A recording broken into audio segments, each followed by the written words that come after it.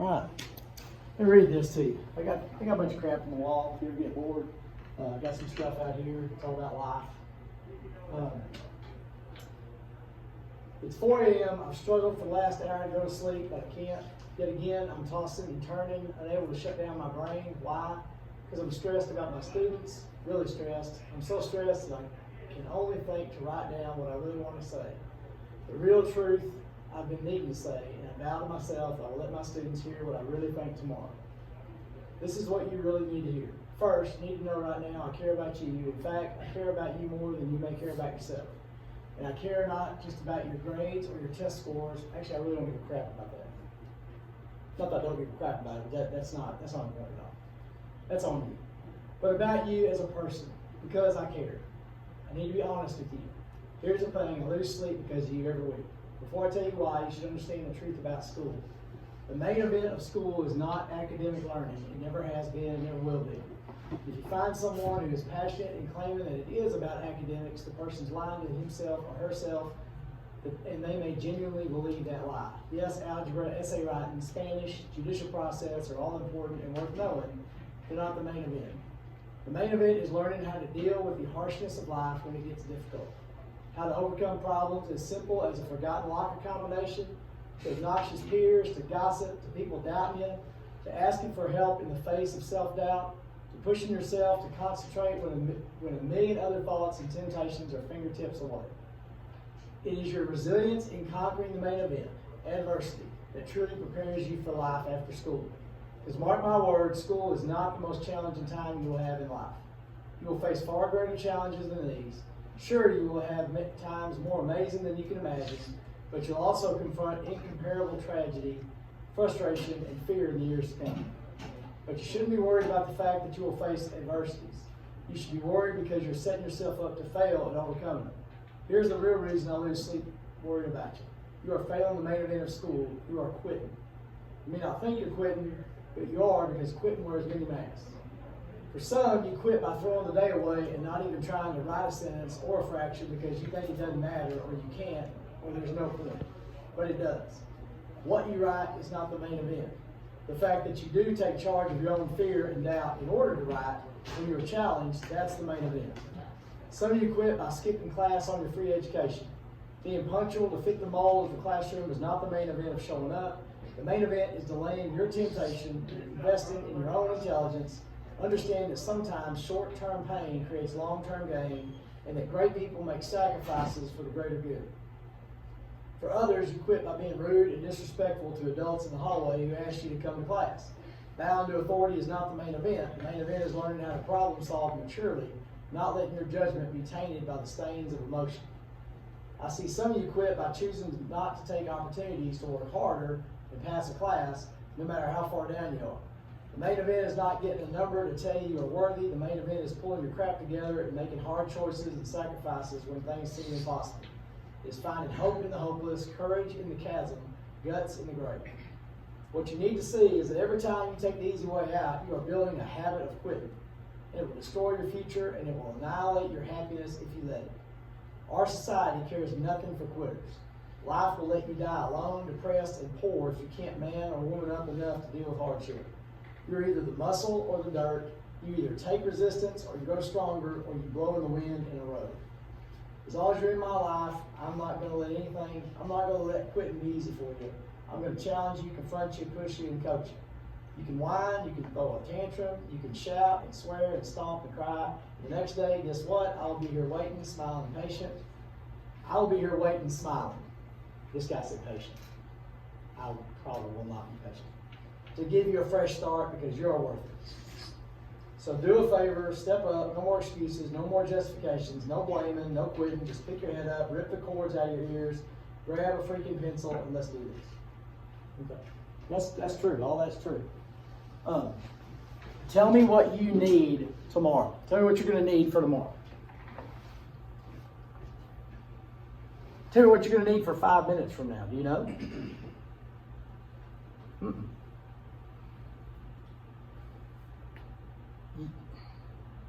You've got to give everything you got all the time, because you never know when you're going to need it.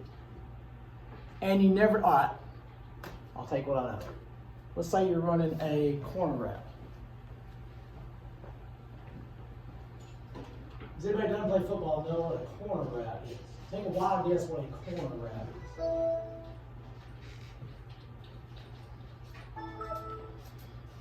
Take a wild guess and tell me what a corner route is. Hutchinson Gilford Progeria syndrome. And it's Y'all speak English? Tell me a guess what a corner route is.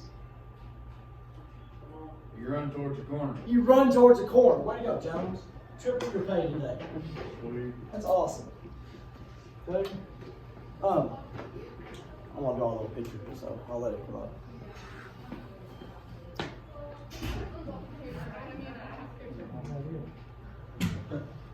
That's a smart girl. She's hiding in the picture from you. That's pretty good. I know, right? She's like a chick up there. Exactly. She's trying to show her hair. For some reason.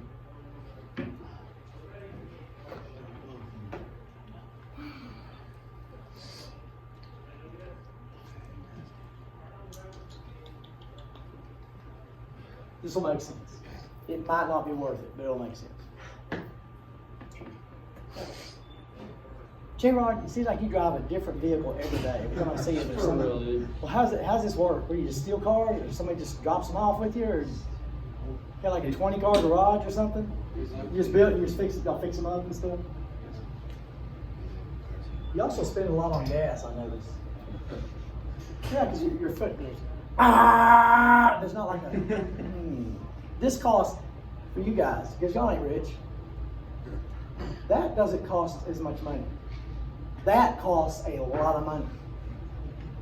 If you mash on the brakes and you mash on the gas, you're going to spend a lot more money than the guy that eases into it and eases out of it. Plus, front door is always open. Don't have to walk or wham. Okay.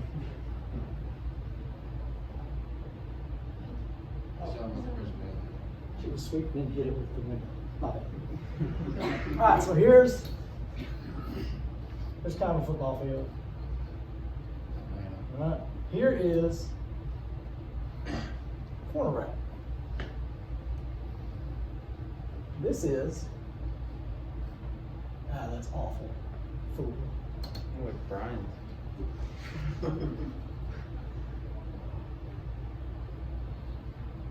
Guess what? Somebody who has not played football before. What route would that be? Anybody? Post. You've played football before, right? Oh, Yes, that's a post because we're running the post. Corner goes to the corner end zone. When I was playing, it used to be called a flag route. Can you guess why it was called a flag route? They'd have little pylons. They had little flags stuck in the ground. Now, if you're running this right here, the quarterback take a 3-step drop, and he's letting the ball go right here. If you're running full speed, you have a greater chance of catching the ball than if you're not. Because if the ball is thrown here, you can slow down and come back to it. But if you make your break, turn and look, and you ease up, and the ball, now you've got to get going again, and you're not going to get to the ball. Does that make sense? Sometimes in life, you can't just kick it into gear and take off. You need to be taken off to begin with. Run your route hard to begin with. Does that make sense? Don't pick and choose when you try. Because you're going to get messed up. If you pick and choose when you try, it's kind of like telling a lie. If you tell a lie every once in a while, then you forget what the truth is, and you forget what lies you told. Just tell the truth all the time, and you don't have to worry about it. Does that kind of make sense? Same thing in life. Go full speed, no matter what. I took a class in college called political science. I had to. I hated it. I went in there and said, I'm going to hate this class. So guess what? I hated it. If you come into this room and you say, this might be okay, guess what? It might be okay. If you come in there and say, I'm going to hate this, guess what? You're going to hate it. Right? I went in that class and I'm going to hate this class. This is stupid. They're making me take it. When am I ever going to need this crap? political science. Who gives a crap about politics? I still don't give a crap about politics. I hate politics. It was taught by a guy named, we called him Dr. God. He was not Ken Steele. Dr. Ken, I can't believe I forgot his last name. Anyway, Dr. God. Because he was always right. And no matter what answer you said, he could find a way where you were wrong. The only thing I learned in that class that I remember was he said, the reason they have the D and the R next to their name is so you know what team they're on. If you know what team they're on, you have an idea of what they're trying to do. You've never met these people before. You don't know these people. That little D or R is their uniform, and it tells you kind of what they stand for. You're like, huh, I guess that makes sense. You may know what political science is. It's government. Could I have used some of that later on in my life? Yeah, but I didn't know I was going to be teaching government. So I didn't know I needed it, so I didn't try, I didn't pay attention. You never know what you're going to need. You never know who you're going to need. If you burn a bunch of bridges, later on in life, I promise there'll be a time where you wish you wouldn't have done that. Does that kind of make sense? Okay, that was for free. Any other comment, question? Anything? Y'all are free to, in this room, I'm going to get into this tomorrow, you are free to have your opinion. And you're free to voice that opinion. And we might not like your opinion. And that's great. That's what America is. That's fine. I love that when someone disagrees with me, or I disagree with you, or this person disagrees with you. Now, the thing we can't do is get ticked. Well, yeah, you're stupid. Oh, that, yes. Okay, that's a great argument. Awesome, way to go. You win. You know what we try to do at every debate we have with somebody? This is what we think wins. Whatever. Ooh. Oh, you got me. Whatever. Oh my gosh, you know. Because remember, if you listen to someone you don't agree with, you learn something, see a different perspective, you find out they're a bigger idiot than you thought they were. So, okay. I'm going to show you one we didn't see Friday. It's a little short one. It's also good. Was those good? Pretty good, huh? Did you get the Boise State one? Do you see how everything in life that can happen to you happened in that little 5-minute period? All right. Plus they beat Oklahoma. Woo!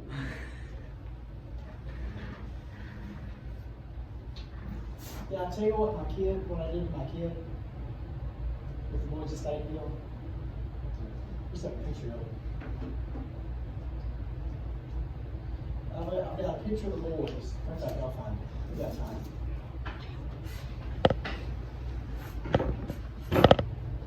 Anybody have a class they're going to have some trouble with? You already figured out you're going to have some trouble with the class? Good. That means you learn how to struggle, and good things are going to come from that. If you never, ever, ever, ever, ever use algebra, it's a good thing you took it. Because guess what life is? A bunch of crap you don't want to do and things you don't want to deal with. And you got to learn how to do that. Let me see if I can find. Soon after that game, we took a vacation. Now, I told you we don't go on vacations. My dad's family had a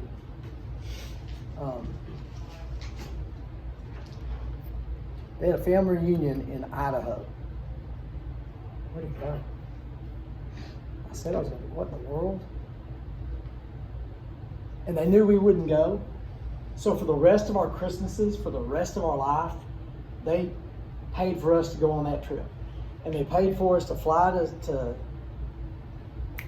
Salt Lake City. We drove to Jackson Hole, Wyoming, which is one of the most beautiful places in the world. We got to go to Yellowstone, which we never ever would have gotten to go to. And we came back through and we got to take a picture at Boise State Football Stadium, which is important to the Ryle family. And so there's a picture of the boys with their Boise State jerseys. Let me see if it's here. I might not be able to find it. I don't want to bore you. I'll find it sometime. Anyway, oh, here we go.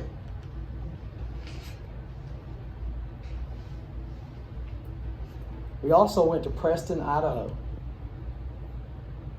Most of y'all have heard of Preston, Idaho. Most of y'all have seen Preston, Idaho. Anybody know what Preston, Idaho is besides Pacer? That's the home of Preston High School, which is the high school Napoleon Dynamite went to school at. So we went to Preston, Idaho, and took a picture of the boys in front of the high school, and there's the bike rack where, what's his name? Pedro's bike. What was that? I mean, we would go around town and everything. There's a picture, all right? There at Boise State there. Boise State is a big rival with Wyoming. And I tell you about the coach Colt works with, the receivers coach. He wears a big cowboy hat to practice. Well, I instantly loved this man. And he really has helped Colt, and he's done a lot of things for him. And so I sent him a message thanking him for that. And then I sent a picture of me and told him that Colt is prejudiced against coaches that wear cowboy hats to practice. He thinks it's dumb. He said, thanks for the info. And then Boise week, I sent a picture of that to him. And he made copies and put it all over the locker room. And all the guys are about to kill Colt for wearing the Boise State jersey. All right. So does that make sense? Do you know what you're going to need 10 years from now? Do you know what kind of background or information or training you need? You don't. So take advantage of everything you got, even the crap you hate, because that's going to help you later in life to learn how to deal with garbage you hate doing. I got to take the trash out today because the trash was full and overflowing. Isn't that fun to take the trash out? I keep waiting for somebody else to do it, and they don't. Christy does enough. I keep waiting for somebody to take the initiative to maybe just pick the trash up, tie it, and drop it. You do? Okay, good. Me and you do the fighting first, just we wait till the last piece and then we're like, all right, Yeah. You ever have that war where you stack it up as high as it can go before Yes, it? it's like a take it bonfire. out? It looks like a bonfire. It's kind of like whoever gets the last lap, whoever knocks it out, has to take it out. Alright, let's see. I had to really pumped my tire. Did you see the Clemson one? Did you see that one with the manager? The picture looks like that cool person.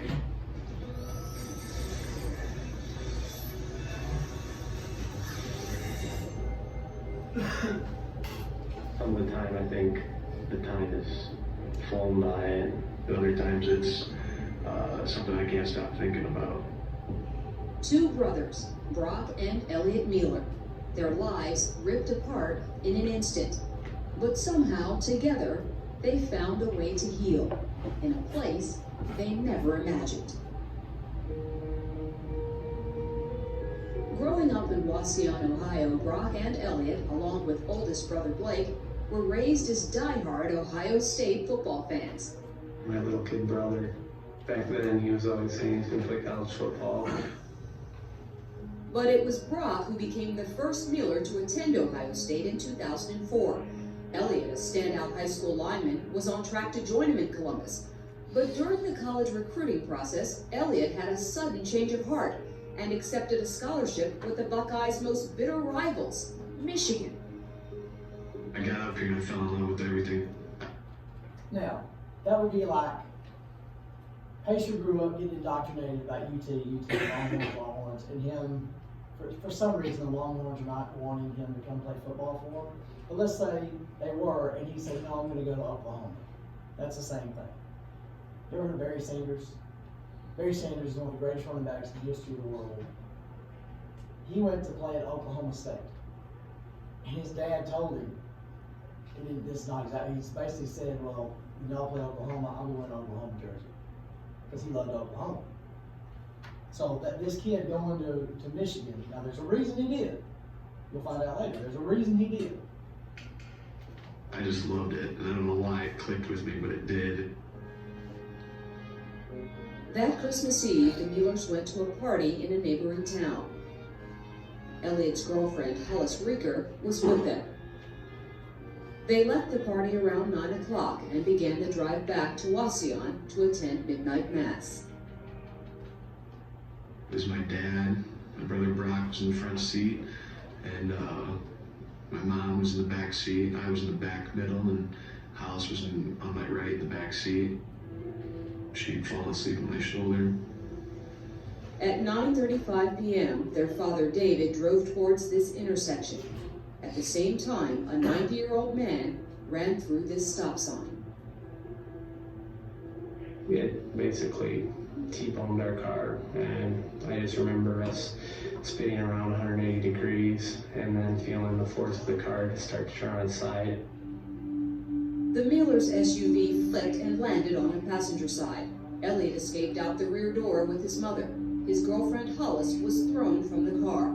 His father and Brock were trapped inside.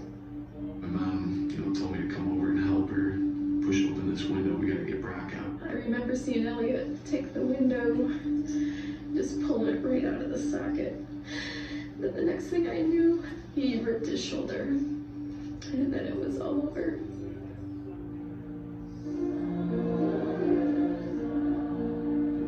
Elliot had torn his rotator cuff. Despite all of his efforts, he could not free his brother from the wreckage. He had to wait for an emergency crew to arrive and rescue Brock.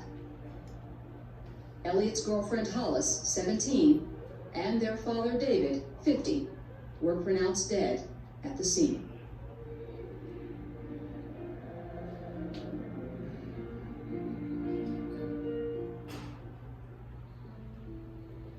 Brock had severe damage to his spine. Doctors warned him that he may never walk again. I just remember shouting out to God. I was like, oh my God, don't let this be, my future. They gave him a 1% Brock would chance need of walking. extensive rehabilitation at one of the country's top spinal cord care facilities. They said, look, we can take him out to Colorado, we can take him, to Florida, or we can take him to Ann Arbor. These are your choices. And right away we were like, wow, Michigan's an option? Feet okay? Yeah. Brock began rehabbing at the University of Michigan Medical Center in January of 2008. A few weeks later, Elliot joined him there to have shoulder surgery.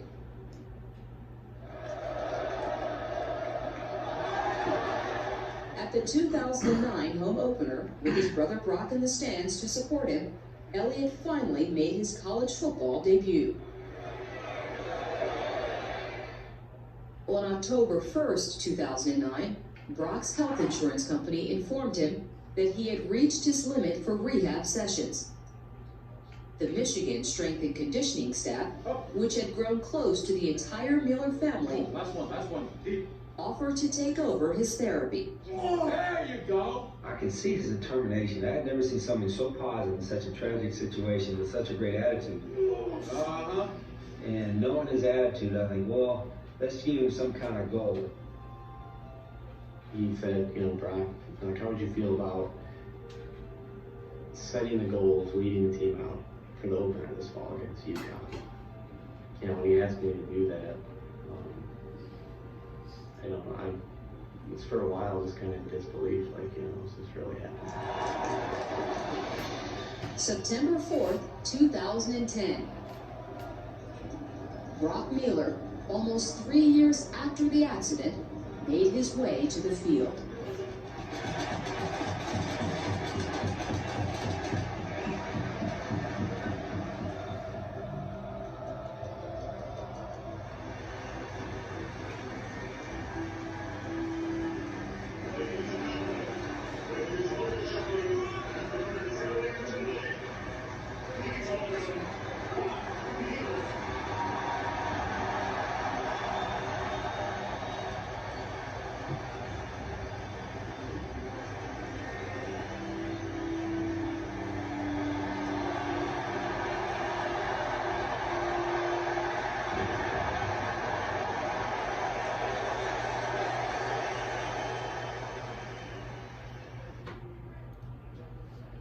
Now, is there a reason he went to Michigan? He said it just felt right. Why did it feel right? That's where he was supposed to be. Didn't make any sense. It make any sense to the family? Why in the world are you going to Michigan? They're the enemy. Let me tell you something embarrassing. I told you I started out student teaching. I was coaching girls basketball. And then after I graduated and got my teacher certificate, I was looking for a job. Now I had been at Salina, I had been at Van Alstyne. Van Alstyne they ended up having the #2 team in the state the next year. Then I'm looking for a job. They offered me a job. What do I love? Football. #2 team in the state. Is that a no-brainer? I knew the people. I had worked there. They're going to be amazing. And I said, I told them, I said, okay, give me a minute, give me a while. And for like 2 or 3 days, I thought, I'm going to see what else is out there. And then I finally went, what do you mean you're going to see what else is out there? There's nothing else out there. You're comfortable here. They know you. They like you. They're going to be good. So I signed the contract. I was close to jacking that up because I thought I could. That sounds stupid, but I did. I almost messed that up, and that my life would have completely changed if I chose to try to go somewhere different. That year, we're in the playoffs, and we were at the regional finals. Yeah, regional finals against Grandview. We're playing at Louisville. 20,000 people there. I'm on the sidelines because we didn't have any scouting that night, but I didn't have a headset. To me, coaching, if you're a coach, a real coach, you have a headset on. And that was my first goal in my life as a coach, was to be important enough and know enough to actually have a headset on. That's stupid, but can you I was at the bottom. I didn't want to be in the bottom. I wanted to work my way kind of up. Well, Coach Carden's headsets messed up during the game. And he handed them to me. He said, Ryle, see if you can get these going. So I messed with them some. I put them on and tried to hear it, couldn't hear, and then I put them on. It didn't work. You know what I did? I just left them for a while so I could look like a coach. I wouldn't do that today, but then I did. So after I worked at Van Alstyne a couple of years, and I go to Gunner, I had a headset. I was in the press box. I was important. The next thing I needed to be a head track coach and a defensive coordinator, because I had a brilliant defensive mind, and I would come up with all these defenses for the JV, and we shut all these people down. We shut down 2A JV offenses. So I must know what I'm doing. So I've got to get a job as a defensive coordinator and a head track coach, because I want to be able to say I'm a defensive coordinator and head track coach and sound important. Part of it is I really think I can do it, and I want to do it. I want to move up. Me and Christy get married. We start looking for jobs. A good friend of mine who worked at Gunner had a friend who was the head coach at Hempstead. We went down there to interview. He offered me defensive coordinator and head track coach. And I said, yes, and I signed. Meanwhile, while we're packing up, we had a new head coach at Gunner, and he was a piece of garbage. And you could tell, like, in 5 minutes, he was a used car salesman. I knew I couldn't work for him. He called me because the Gunner head track coach had resigned and gone somewhere else. So he called to offer me the head track coach at Gunner. Now, they're going to be good. By turning down, I said, I've already got a job. And this comes into play later. This is kind of fun later. So I go down to Hempstead. I create all these defenses. We've got the best athletes I've ever had as a coach. Problem is, every single other team had amazing athletes. Even we played Columbus. Their quarterback and their running back both played in the NFL. So we were 14-7 at half, but then they beat us like 63-7. Anyways, it was not a good year at all. We were 0-10 in football. Teaching, I loved the kids. Kids were fantastic, but nobody was in charge of the school. And every day was just miserable. So, springtime, I started applying. And I'm calling friends of mine. I called a guy that I had met once. He had taken my place at Van Alstyne. And I barely knew him. But I called him, and a couple other people had told me, hey, Paradise has a bunch of openings. Danny's going there. There's a bunch of openings at Paradise. I said, look, I just got through being 0-10. I can't be 0-10 again. Because Paradise was the worst team in the state back then.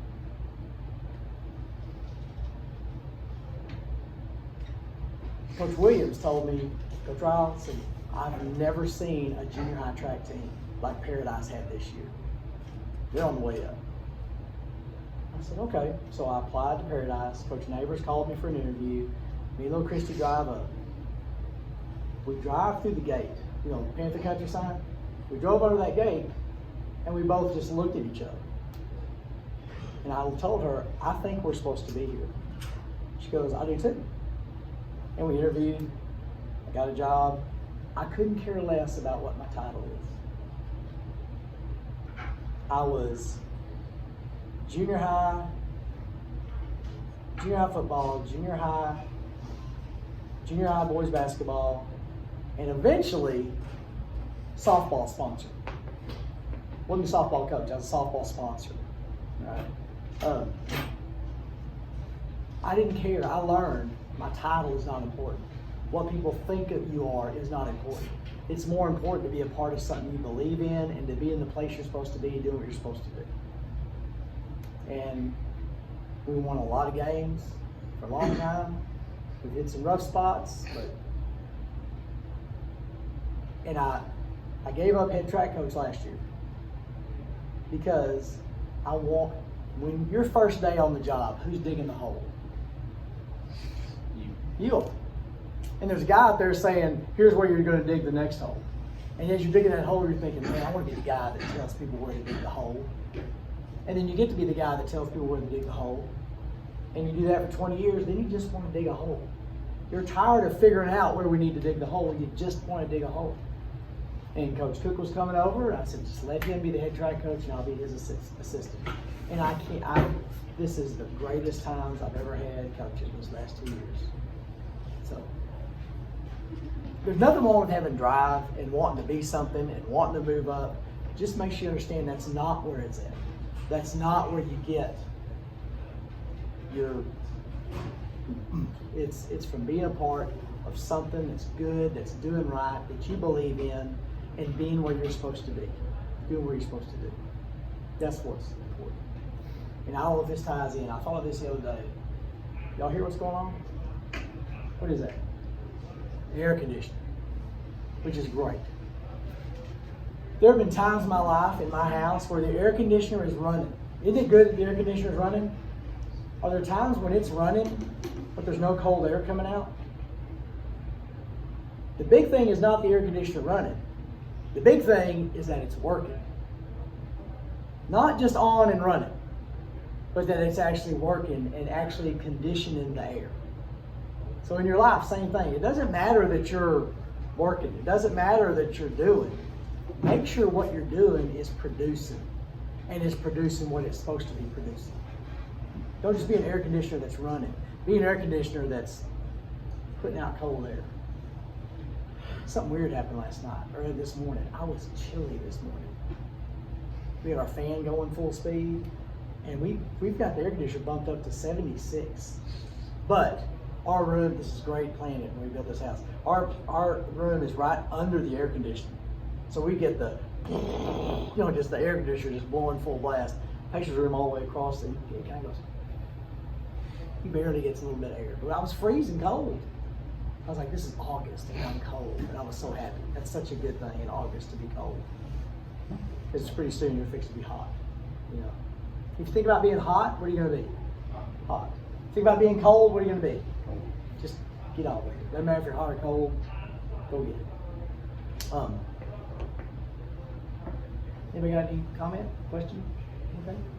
Nothing? Do you want a semi-entertaining story?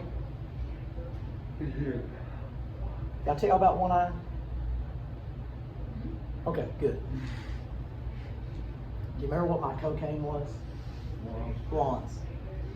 They destroyed my life, and I promised myself I would quit, and then I kept going back.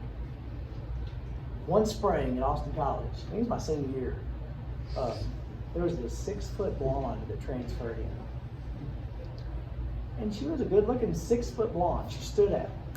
And I eventually talked to her. I asked her out. We went out. You ever see those old movies from like the 40s and 50s, and the girl is wearing like the fashion hats? You know what I'm talking about? She was wearing one of those. But that's fine. She's a 6-foot blonde. Let's go eat.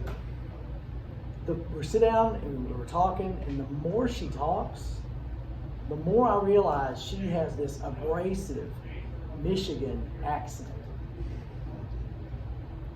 Hey, Ryle! I mean, just real nasally. And the more she's talking, the louder it gets, the more fingernail on the chalkboard it gets. I love volunteer firemen. Thank God for volunteer firemen. That's all. She was a volunteer fireman, and that's all she talked about for about 20 minutes. Fire, fire engine, fire, water, fire, work, fire, fireman, fire, volunteer fireman. Fire. And finally, she said something about not wanting a relationship.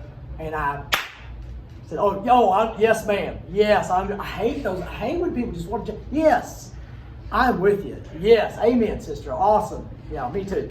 Not looking for a relationship at all. Just pals, companionship. So I'd see her around campus every once in a while, high five. Hey, Ryle! What's up, Karen? How's it going? Everything's great. Everything's fine. Every once in a while, she would show up at our apartment and bring food. And cook food. Okay, that comes later. Meanwhile, there was another girl on campus. She had been there for about 2 or 3 years. She was one of those just naturally beautiful, cute country girls that didn't have to do anything, and just when she's walking by, you hear the angels, or the happy little song, and she's just nice and cute and country and small town, and she had this beautiful wavy brownish blonde hair, and she ran track, and somebody told me that she was interested in me, and I said, there's no way that Tuesday Smallwood is interested in me. Well, I asked her out. She said yes. So I go to pick her up. She lives in the 3rd floor of class dorm, that's the girls' dorm. Karen lived in the 2nd floor. So as I'm walking up the steps, I stop, I knock on the door. What's up, Karen? Hey, Ryle, where you going? I said, got a date with Tuesday. You want to pick her up? She went, okay. Well, okay, see ya. Go off. After that, every once in a while, she would just be there. Oh, what's up, Karen? Hello, Ryle. Just, hey, oh, okay, see ya. Then she came by the apartment more, bringing food. And I was like, guys, I can't take this. This is getting real weird. She's there all the time. She shows up. And my roommate said, don't you dare mess this up. She's bringing food. We're at a basketball game. And my roommate, Guy, funny, huh? Oh, he knows my roommate. We're still pals. He's an idiot. He says, Ryle, one eye's over there. I said, what? One eye? Well, what are you talking about? He goes, Karen. Don't you see, everywhere you go, there's one eye that follows everywhere you go. So that was our symbol. One eye is here. She took a photography class, and she said, Ryle, can I come take some pictures of you for throwing the javelin? I'm like, okay, yeah, whatever. So I have pictures. That's where the pictures came from. So I did have something positive came out of this relationship. I had pictures of me actually semi-performing, semi-athletic stuff. The next day, she shows up at track wearing Austin College women's track team sweats and holding a girl's javelin. Me and Little Christy used to be in the church choir 25 years ago until I figured out God doesn't need some guy that hates singing with a bad attitude in a church choir. God can do without that. There are certain people that don't need to do certain things. Karen was a 6-foot blonde with no coordination. She did not need to be doing anything athletic. And she shows up with the girls' javelin and she goes, Coach said you're going to teach me how to throw the javelin. I want to be on the track team. And I was like, oh my gosh. So at least I was better than her. The conference track meet that year was in Alpine. Y'all heard of Alpine? It's beautiful. Out in the mountains in West Texas. Getting there is horrific. But once you get there, it's beautiful.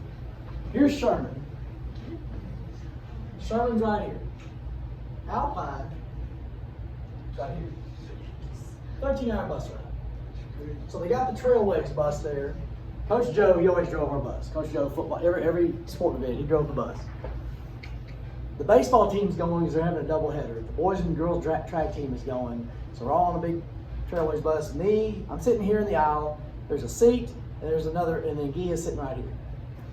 One eye comes clomping on the bus. Hey, Ryan, is there a seat back there? And Gary goes, yeah, there's one right here. Because we're all willing to go through torture if it's putting our pal in worse torture. So the whole way to Alpine, javelin, fireman, javelin, volunteer fireman, pictures, javelin, volunteer, just, oh. There was 4 girls on the track team. So our coach decides to make a sprint relay. When y'all are track coaches, you don't make a relay. If you have a relay, you put it in. You don't create a relay just so we can have a relay. She puts one eye first leg. She's running a curve with legs this long. She has to come out of blocks and hold the stick and get it. That's stupid. That's ridiculous. We're sitting up there before the race starts. I'm sitting by our athletic director, Coach Norman. He's still there. And I said, Coach Norman, you're fixing to watch the biggest spectacle you've ever seen in your life. I said, we're going to hand off, before we hand off the stick, Tarleton is going to be coming down the straightaway. He said, no. I said, yes, just watch. So one eye gets down the blocks.